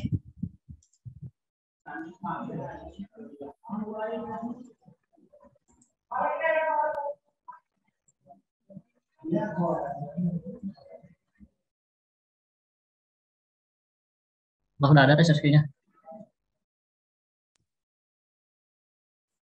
Lagi loading, share screen-nya belum muncul. Nah, udah. Udah. Baik. Baik, di kompas.com nih di sini dijelasin beberapa tips bagaimana cara berkendara dengan aman di jalan tol. Nah, untuk yang pertama itu mengenai batas kecepatan pada saat berkendara. Jadi si pengemudi itu harus mengetahui dan juga mematuhi berapa aja sih batas-batas berkendara di jalan tol. Nah, untuk itu di sini udah diatur nih mengenai batas kecepatannya, yaitu dalam peraturan pemerintah nomor 79 tahun 2013, yaitu tentang jaringan lalu lintas dan angkutan jalan atau RLAJ. Nah, peraturan ini pula diperkuat oleh peraturan Menteri Perhubungan tentang tata cara penetapan batas kendaraan, yaitu pada pasal 3 ayat 4. Nah, pada pasal ini disebutkan bahwa batas kecepatan di jalan tol itu dari 60 hingga 100 km per jam. Jadi diusahain ketika kita berkendara di jalan tol itu, kita itu memiliki kecepatan pada kisaran 60 hingga 100 km per jam. Jadi sesuai dengan rambu lalu lintas yang telah terpasang. Nah, untuk tips yang kedua di sini itu yaitu mengenai kita itu harus menjaga jarak dengan kendaraan yang ada di depan kita. Nah, mengapa demikian? Karena seperti yang sudah kita ketahui ya bahwa selama ini itu banyak terjadi kecelakaan, itu salah satu penyebabnya diakibatkan oleh kita tidak menjaga jarak aman dengan kendaraan yang ada di depan kita. Pasalnya ketika kita tidak menjaga jarak aman, nah ketika sewaktu-waktu ada hal-hal yang terduga di depan kita, misalnya ada kendaraan yang berhenti mendadak ataupun kecelakaan, nah kita itu tidak bisa mengantisipasinya, bahkan bisa terjadi kecelakaan yang beruntun. Nah, mengenai jarak aman itu di sini dijelasin nih, bahwa pengemudi itu harus bisa memperkirakan setidaknya kita itu memiliki jeda minimal 3 detik dengan kendaraan yang ada di depan kita. Jadi jeda waktu 3 detik itu bisa kita gunain untuk mengantisipasi ataupun refleks ketika sewaktu-waktu ada kejadian yang tak terduga, misalnya ada kecelakaan yang ada di depan kita. Nah, untuk cara yang ketiga yaitu dengan menggunakan lajur jalan yang sesuai. Jadi ketika kita berkendara di jalan tol itu kita harus bisa menyesuaikan antara kecepatan yang kita gunain sama lajur yang ada pada jalan tol tersebut. Misalnya nih, ketika kita berkendara dengan kecepatan minimum ataupun kecepatan kita itu lebih rendah dibanding dengan kendaraan lain, maka dianjurkan kita itu menggunakan lajur di sebelah kiri. Nah, kecuali ketika kita ingin mendahului kendaraan yang ada di depan kita nih, maka kita boleh menggunakan lajur yang ada di sebelah kanan. Nah, dalam mendahului kendaraan pun harus diperhatiin bahwa ketika kita menyalip nih ataupun mendahului, maka si kecepatan kita itu minimal 16 km per jam, lebih cepat daripada kendaraan yang akan kita dahului. Jadi jangan sampai ketika kita ingin mendahului kendaraan yang ada di depan kita, nah tiba-tiba dari belakang ada kendaraan yang kecepatannya itu lebih tinggi dari kita, maka hal itu bisa menyebabkan kecelakaan yang fatal. Nah, untuk yang tips yang selanjutnya yaitu tidak berhenti sembarang di bahu jalan tol. Jadi perlu diketahui bahwa bahu jalan tol itu hanya bisa digunakan ketika waktu-waktu tertentu saja. Nah, di sini saya menemukan sumber lain dari Kompas.com juga. Nah, di sini itu mengenai penggunaan bahu jalan tol. Nah, di sini tuh untuk penggunaannya itu sudah diatur nih dalam peraturan pemerintah nomor 15 tahun 2005, yaitu tentang jalan tol. Khususnya pada pasal 41 ayat 2. Nah, di sini tuh dijelasin bahwa bahu jalan tol itu yang pertama hanya digunakan bagi arus lalu lintas pada keadaan darurat. Kalau misalnya nih ada sebagian ataupun seluruh ruas jalan tol itu tidak bisa berfungsi dengan baik karena ada perbaikan ataupun adanya kecelakaan lalu lintas, maka dari itu kita bisa menggunakan bahu jalan tol. Nah, yang kedua diperuntukkan bagi kendaraan yang berhenti darurat. Nah, kendaraan yang berhenti darurat di sini itu contohnya seperti ketika mobil kita itu mengalami kerusakan mesin ataupun mengalami ban bocor, ataupun bisa juga ketika si pengemudinya itu mengalami kelelahan dan ingin beristirahat. Nah, itu pun bisa menggunakan bahu jalan tol. Namun untuk pengemudi yang ingin beristirahat mah dari pihak kepolisian juga disaranin untuk mencari rest area terdekat. Namun pada situasi tertentu nih, misalnya ketika mudik lebaran tuh kan jalan tuh ramai kan, pasti rest areanya juga penuh. Nah, maka dari itu kita bisa menggunakan bahu jalan tol untuk berhenti sejenak. Nah, untuk yang ketiga tidak digunakan untuk menarik, menderek atau mendorong kendaraan. Yang keempat tidak digunakan untuk keperluan menaikkan atau menurunkan penumpang, barang maupun hewan. Dan yang terakhir tidak digunakan untuk mendahului kendaraan. Nah, seperti yang telah dijelaskan tadi ya, bahwa untuk mendahului kendaraan yang ada di depan kita mah sebaiknya seharusnya menggunakan lajur yang ada di sebelah kanan. Nah, seperti itu. Jadi untuk bahu jalan tol itu hanya digunakan ketika emergensi saja atau keadaan darurat saja. Mungkin segitu dari saya. Terima kasih. Oke, makasih banyak nih Ade Yusef. Mungkin teman-teman yang lain ada lagi yang mau nambahin atau punya pendapat yang berbeda nih dari Ade Yusef, bisa langsung klik like. Oke, di sini udah ada Anki. Silakan Anki. Assalamualaikum teman-teman, izin menambahkan ya. Tadi dari Ade sih menurut aku jelas banget ya, saya juga setuju. Tadi yang mau aku sampaikan juga udah kebahas sama Ade sebagian, tapi mau ngejelasin lagi secara umum mungkin ya.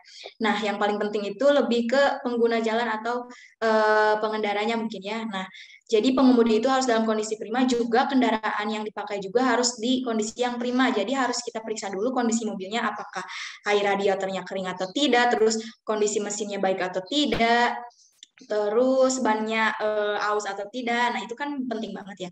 Terus sepengalaman saya ya, kalau kita mau ke tol mau menggunakan tol itu, jenis kendaraan itu yang kita rasainya nanti berpengaruh ke apa yang kita rasain. Soalnya semakin ringan dan kecil mobilnya, nah itu tuh kalau kecepatannya tinggi, si mobilnya itu malah kayak hilang kendali. Jadi bukannya malah dia lincah dan bisa salip sana sini, nah dia itu malah hilang kendali. Jadi kita juga harus aware gimana sih kondisi kendaraan kita, apakah kapasitasnya bisa memadai buat dilakukan kebut-kebutan gitu ya. Maksudnya melampaui 60 sampai 70 km per jam ataukah enggak. Soalnya kalau misalnya hilang kendali kan malah bahaya ya, teman-teman. Jadi si perasaan waktu aku naik mobil yang kecil atau ringan terus kecepatannya tinggi di jalan tol itu kayak takutnya mau terbang gitu, teman-teman.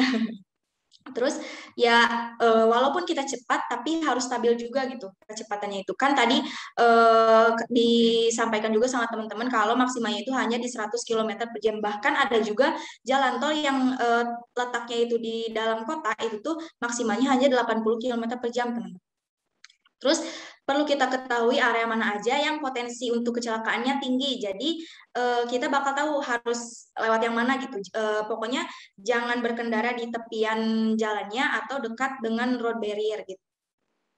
Terus posisikan kendaraan kita di jarak yang aman tadi sekitar 3 detik itu kalau nggak salah yang saya baca itu sekitar sekitar 3 detik selisih waktu antara kendaraan kita dan kendaraan yang di depan. Terus ketika mendahului mobil lain, kita itu wajib memiliki kecepatan yang tinggi. Ya tadi disampaikan kan, setidaknya kalau kita mau nyalip 16 km per jam itu, kita harus lebih cepat dibandingkan mobil yang akan kita dahului. Karena akan berimbas bukan hanya di mobil kita, misalnya nggak nyampe mendahului mobil yang depan, tapi berimbas juga ke yang belakang.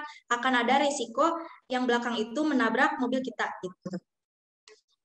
Terus saat nyalip juga nih teman-teman, nah kita tuh harus aware juga ke sekitar, siapa tahu ada yang ngasih sign di belakang kita, misalnya kalau kita lagi jalan terus di belakang kelihatan dari spion itu ada mobil yang ngasih kedip apa lampu sen yang dua-duanya kelip apa sih namanya hazard ya kalau nggak salah. Nah itu tuh dia ngasih sign kalau dia itu pengen kita gak boleh ngalangin kendaraan dia gitu. Dia mau maju dengan kecepatan dengan bisa dua alasan. Alasannya bisa kecepatan dia yang terlalu tinggi atau ketidakmampuan buat pengendara yang di belakang itu ngendaliin dia. Soalnya lagi di kecepatan yang tinggi. Jadi mau gak mau kita harus ngalah. Tapi dengan catatan saat kita mau ngalah itu gimana ya? Harus ngasih sign juga ke yang itu. Jadi misalnya kita mau kembali ke jalur yang awal, kita tuh harus ngasih sign itu apa? Lampu sen juga gitu. Terus perhatikan tanda-tanda yang diberikan oleh pengemudi tadi udah ya dijelasin. Jangan juga mengedepankan ego atau emosional kita karena sebenarnya kita kan punya tendensi ya biasanya orang itu gak mau kalah atau biasanya ke-trigger emosionalnya. Misalnya kita disalip, pengen nyalip juga, aduh disalip nih gak mau kalah gitu. Nah itu tuh kita harus ngeredam ego itu supaya karena bukan hanya akan berimbas kepada kita, akan membahayakan juga yang di belakang gitu teman-teman. Nah, terus harus memilih jalur yang tepat sesuai kemampuan pengemudi dan juga kapasitas kendaraan yang kita pakai. Misalnya bus sama truk itu kan biasanya di jalur yang pertama. Oh ya, boleh share screen nggak? Boleh.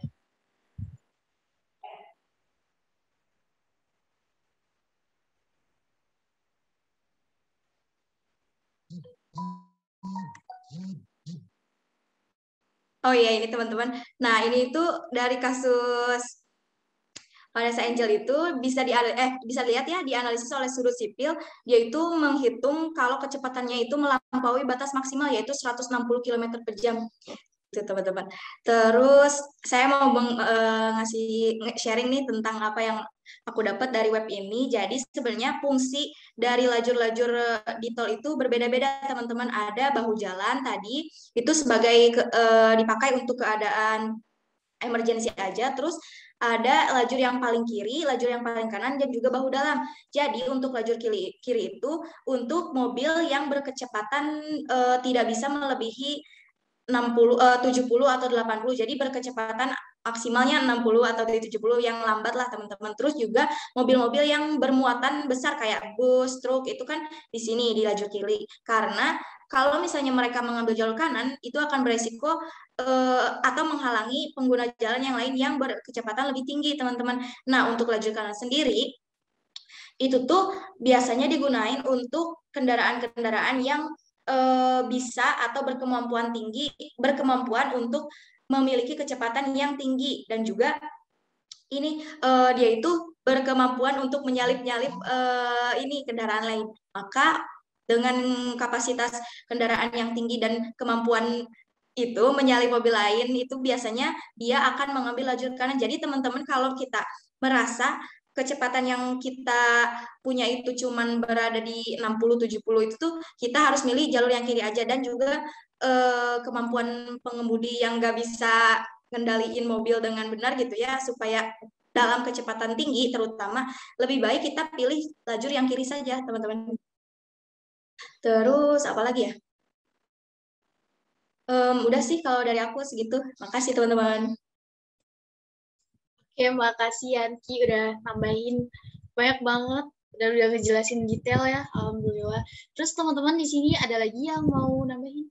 Oke, Iqbal di sini udah ada yang raise hand. Iqbal mau nambahin? Oke, mau nambahin aja mungkin yang tadi Angki jelasin ya soal apa namanya teh penggunaan hazard lampu sen. Sebenarnya itu tuh apa ya, nambahin aja di luar konteks jalan tol.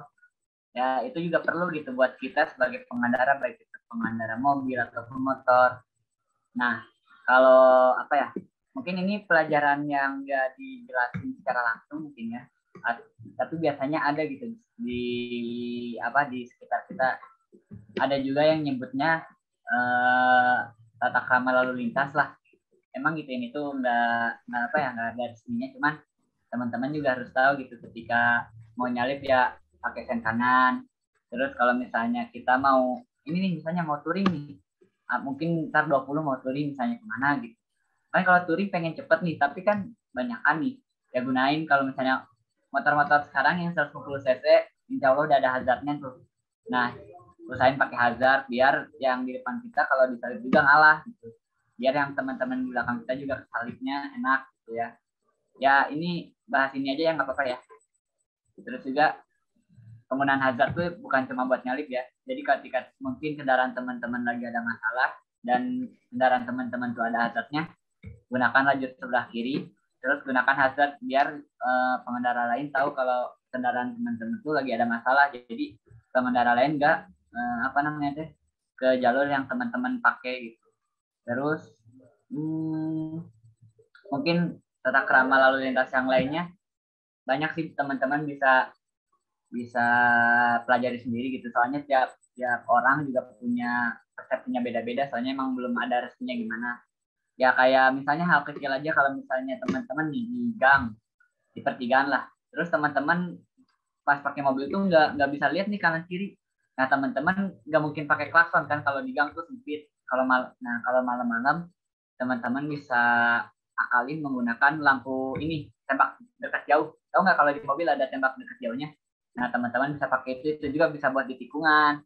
Nah itu pokoknya teman-teman apa ya, hal-hal kecil kayak gitu tuh emang nggak diajarin, tapi teman-teman harus tahu gitu. Terus kalau misalnya kita pakai motor, ada di depan kita ada mobil, terus jalan sempit ya kita harus ngalah karena kita motor gitu.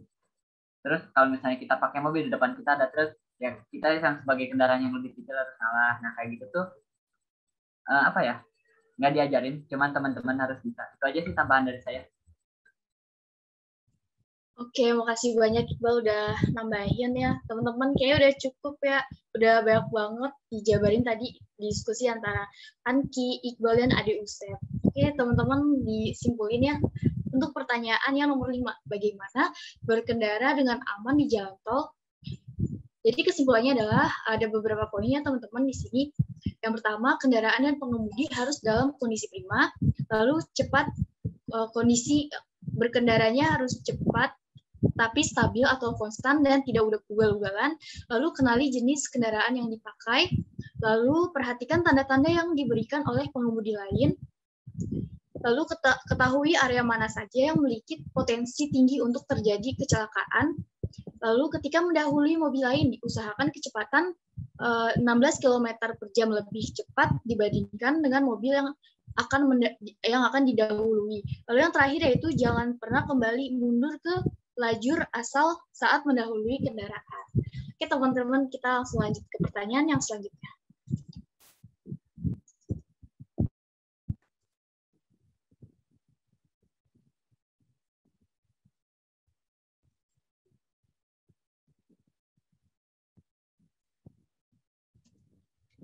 Nah, kita sampai nih ke pertanyaan yang terakhir.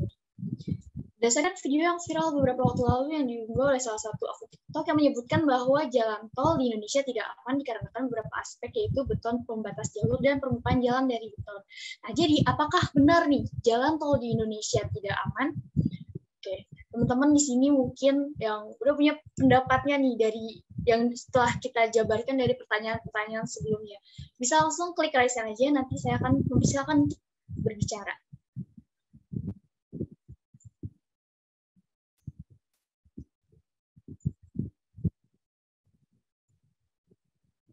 Oke, di sini udah ada Alki. Oke, dipersilakan untuk on mic. Izin masuk ya Teh. Ya, boleh. Izin share screen juga. Dan maaf Teh, tidak bisa on kamera karena kondisi jaringan yang kurang stabil. Oke, ya. Ya, nggak apa-apa.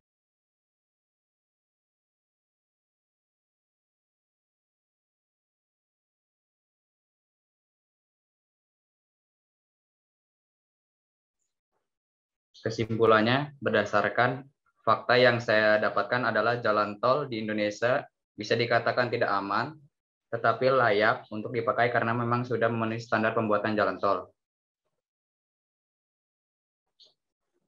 Kebanyakan banyak jalan tol yang dibuat menggunakan beton yang membuat grip roda dengan jalan kurang maksimal sehingga agak riskan untuk mobil-mobil kecil ataupun memberikan peluang untuk membuat mobil terpelanting ketika kehilangan kendali ataupun menabrak. Mengetahui fakta-fakta yang di atas, tentu sebagai pengendara kita harus mematuhi rambu-rambu dan peraturan lalu lintas yang ada untuk meminimalisir resiko yang ada dapat terjadi. Sekian Teh. Oke, terima kasih Alki. Ada nih selanjutnya, ada Anki, dipersilakan. Terima kasih Reni, mau nambahin. Menurut aku juga aman, tadi disampaikan sama teman-teman ya, banyak kayak mendukung lebih ke aman. Tadi juga JP adanya road barrier kan itu diperhitungkan. Terus Arifin yaitu bilang kalau sebelum dilaksanakan itu perencanaan dari sebelum digunakan itu semua perencanaan dan jalan tol yang udah jadi itu dilakukan pengujian layak operasi, pengujian layak fungsi kayak gitu-gitu. Nah, jadi yang berperan penting dalam keselamatan jalan tol itu menurut aku ya kembali lagi ke pengendaranya, pengguna jalan, yaitu pengemudinya, terus sama kondisi kendaraan yang kita pakai. Nah, terus pengguna jalan itu apakah mematuhi aturan atau tidak? Kalau misalnya mematuhi, insya Allah ya aman gitu ya. Nah, untuk jalan tolnya sendiri kan dimulai dari perencanaannya pun sudah diperhitungkan adanya safety factor atau faktor keamanan yang melalui pertimbangan beberapa parameter di dalamnya. Nah, misalnya dia itu memperhitungkan kendaraan apa aja yang memungkinkan akan melewati jalan tol tersebut, terus beban kendaraannya itu seperti apa, perkerasan yang dibutuhkan itu setebal apa, memakai bahan apa, itu kan pasti diperhitungkan ya. Makanya dengan adanya atau dibangunnya jalan tol artinya safety faktornya itu sudah dipenuhi. Kalaupun misalnya safety faktornya itu ternyata yang di perencanaan awal itu tidak memenuhi, maka akan dilakukan perencanaan ulang dan parameter-parameternya dipertimbangkan juga sampai akhirnya safety faktornya itu menjadi aman dan memenuhi kriteria gitu. Nah, tadi kan setelah perencanaan juga setelah pelaksanaan dilakukan pengujian layak operasi dan juga layak fungsi. Jadi kita itu nggak bisa ngeklaim kalau jalan tolnya nggak aman, tetapi kita lihat lagi, evaluasi lagi apakah pengendaranya itu mematuhi aturan atau tidak, karena ya tadi pasti udah aman gitu karena sudah dipertimbangkan juga segala hal dan juga diperhitungkan juga secara detail gitu, dan diperhitungkan juga, dipertimbangkan juga safety faktornya apakah memenuhi atau tidak. Cukup mungkin dari aku. Terima kasih. Terima kasih Anki. Selanjutnya nih Diki Chandra, dipersilakan. Ya, izin masuk, suaranya terdengar jelas ya? Jelas. Oke, sebelumnya izin share screen terlebih dahulu ya. Soalnya saya tadi mendengar pembahasan rekan-rekan ini tertarik sekali saya. Jadi saya tadi cari-cari referensi terlebih dahulu. Oke, bagaimana, sudah terlihat ya? Halo? Udah. Oke, nah di sini teman-teman, saya ingin dari dasar aja nih ya, karena tadi udah disampaikan dengan jelas ya oleh Angki sama Maulana gitu. Nah di sini itu teman-teman berdasarkan peraturan Menteri ya, Pekerjaan Umum Nomor 19 Tahun 2019 tentang teknis jalan dan kriteria perencanaan teknis jalan nih pada pasal 1 ya, ini menjelaskannya seperti ini nih. Jalan itu didefinisikan sebagai prasarana ya, atau penunjang transportasi darat yang meliputi segala bagian jalannya. Nah, jadi harus digarisbawahi jalan ini merupakan prasarana ya, sedangkan sarananya sendiri itu adalah mobil dan motornya ya. Dan yang kedua saya akan membahas mengenai geometrik ya, geometrik jalan, karena setelah saya cari-cari informasi di sini ada yang terbaru teman-teman ya, ada yang terbaru Nah, sebagai informasi aja nih ya, bahwa sekarang ini udah ada pedoman desain geometri jalan nih, nomor 13 tahun 2021 nih, yang baru saja ditandatangani oleh Direktorat Jenderal Bina Marga pada bulan Oktober kemarin nih, tahun 2021. Nah, apabila teman-teman nih buka website Kemen PU ya, nih disebutkan di situ nanti ada bahwa peraturan Bina Marga yang tahun 2009 itu, yang terkait dengan desain jalan tol sudah tidak digunakan lagi nih, ya ini yang harus kita ketahui nih. Jadi di pedoman baru ini ya, yang nomor 13 2021 ini sudah merangkum semua terkait prosedur desain jalan untuk jalan antar kota, jalan perkotaan atau jalan bebas hambatan ya, yang kemudian kita sering kenalnya dengan jalan tol ya. Seperti itu ya teman-teman. Nah di sini juga ada nih bagan alirnya, sangat jelas sekali ya. Nanti teman-teman bisa cari sendiri ya. Nah di sini saya akan menunjukkan sedikit ya. Oke, sebentar. Nah ini dia teman-teman. Nah apabila teman-teman sudah belajar geometrik jalan ya, mungkin nanti akan tidak asing nih melihat ini nih. Kemudian dari kinerja desain elemen horizontal dan seterusnya ya teman-teman. Nah di sini juga masih banyak nih peraturan-peraturan lainnya. Silakan teman-teman boleh baca nanti ke depannya. Oke itu aja. Dan kemudian nih mengenai hal teknisnya ada di peraturan ini juga teman-teman.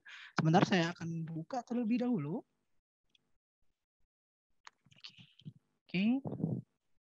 Nah, tadi kan sempat disinggung ya mengenai apa tadi tuh? Namanya itu tadi tuh concrete barrier ya. Nah, ada yang menyinggung concrete barrier, terus ada yang menyinggung kekerasan permukaan aspal dan beton bagaimana kan?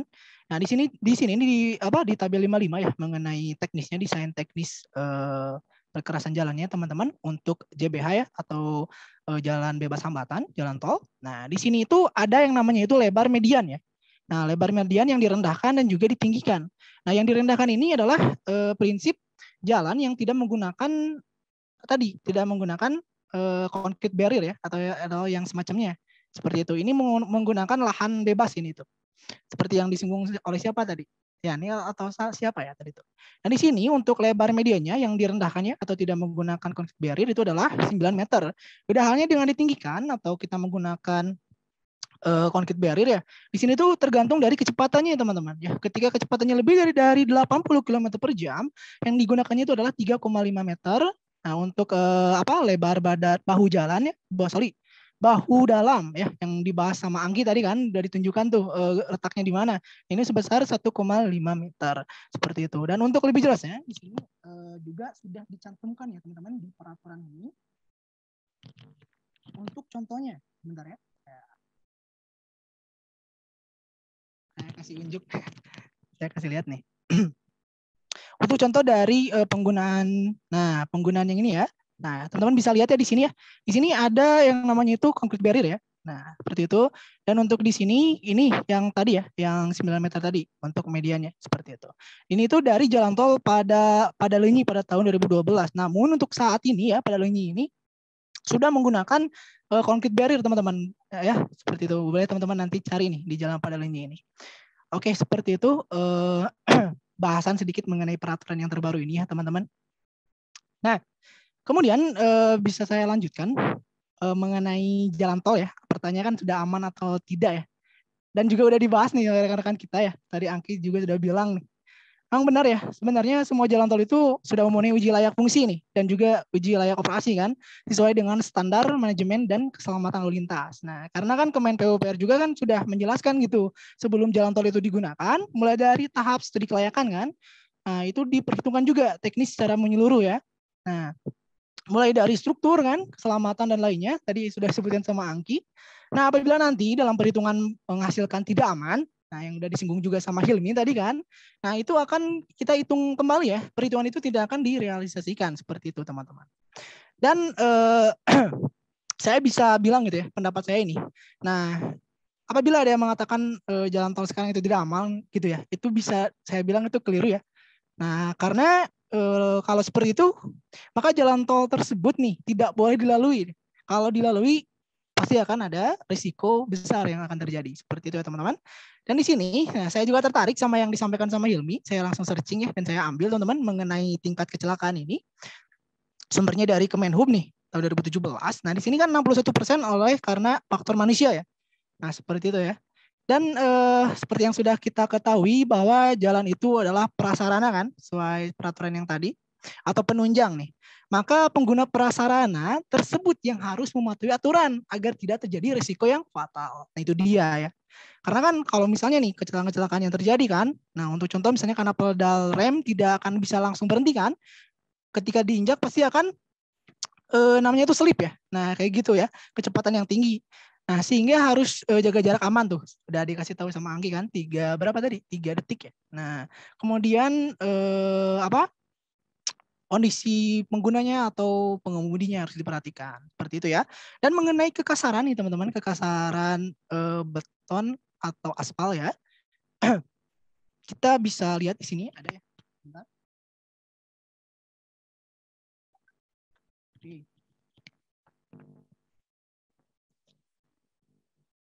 Oke, sebentar ya.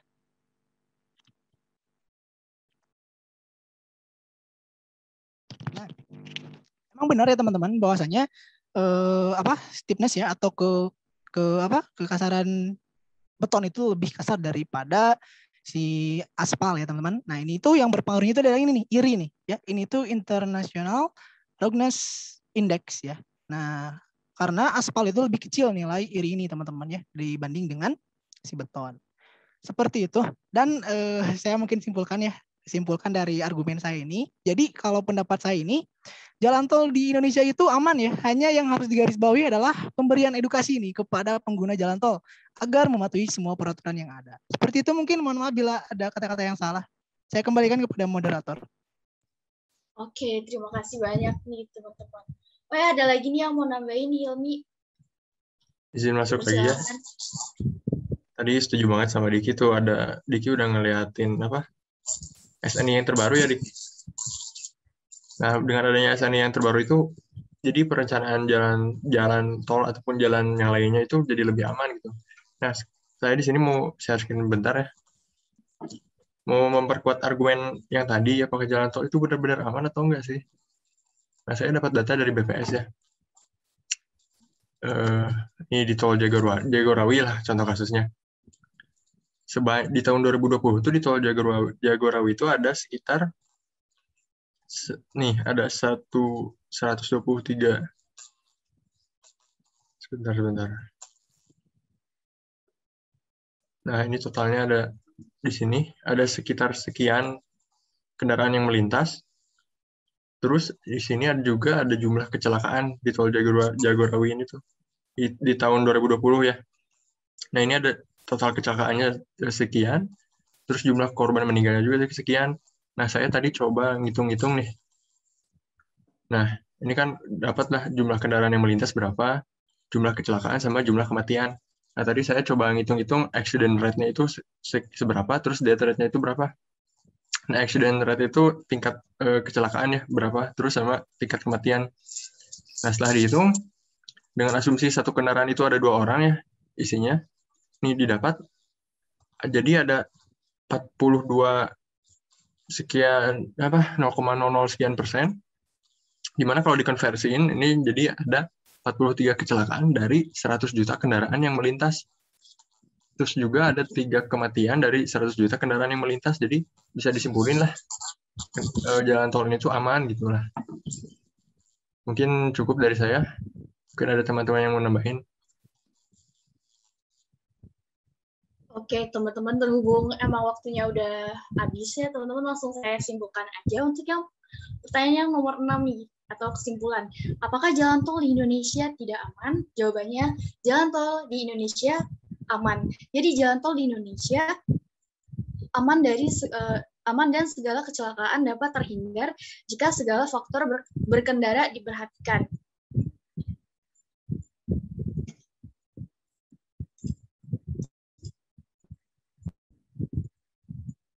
Nah, pengemudi dihimbau untuk menaati segala rambu yang ada, memperhatikan cuaca dan kemampuan pengemudi, kelayakan kendaraan, dan lingkungan jalan. Untuk jalan tol sendiri dimulai dari perencanaannya pun sudah diperhitungkan safety factor yang melalui pertimbangan beberapa parameter di dalamnya.